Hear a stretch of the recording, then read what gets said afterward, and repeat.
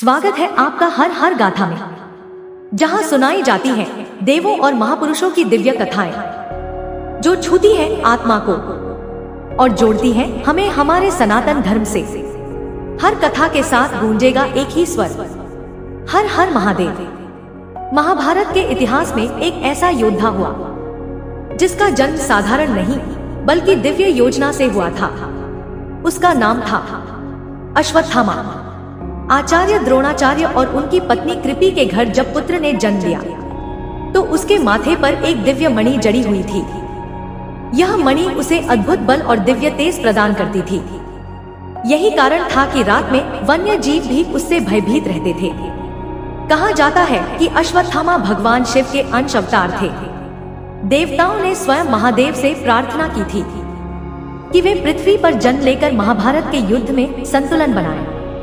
और तब शिव ने आंशिक रूप से अवतार लेकर अश्वत्थामा के रूप में जन्म लिया। जब उनका जन्म हुआ तब घोड़े जैसी तेज आवाज गूंजी। इसी कारण उनका नाम पड़ा अश्वत्थामा। युद्ध के प्रारंभ में अश्वत्थामा ने कौरवों की ओर से युद्ध लड़ा। वह अद्वितीय योद्धा था, परंतु उसके भीतर प्रतिशोध की अग्नि धीरे धीरे भड़क रही थी। जब पांडवों ने युद्ध नीति से द्रोणाचार्य का वध कराया तो अश्वत्थामा का हृदय शोक और क्रोध से भर गया। उसने शपथ ली कि वह अपने पिता की मृत्यु का प्रतिशोध अवश्य लेगा। और फिर अश्वत्थामा ने रात्रि में पांडवों के शिविर पर आक्रमण कर दिया। वह क्रोध से अंधा हो चुका था।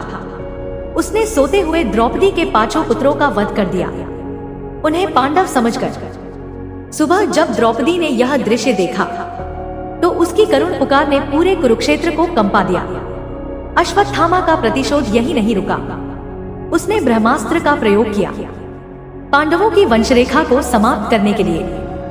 लेकिन भगवान श्री कृष्ण ने अभिमन्यु की पत्नी उत्तरा के गर्भ में पल रहे पुत्र परीक्षित की रक्षा की।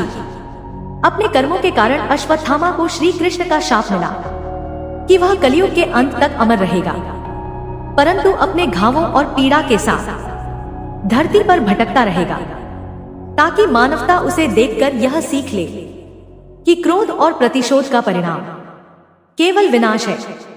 यही है अश्वत्थामा की कथा, एक अमर योद्धा की जो आज भी इस धरती पर कहीं जीवित है। यह थी आज की दिव्य गाथा। अगर आपको यह कथा पसंद आई हो तो चैनल को लाइक, शेयर और सब्सक्राइब करना न भूलें। हम फिर मिलेंगे एक नई कथा के साथ। तब तक गूंजता रहे एक ही स्वर, हर हर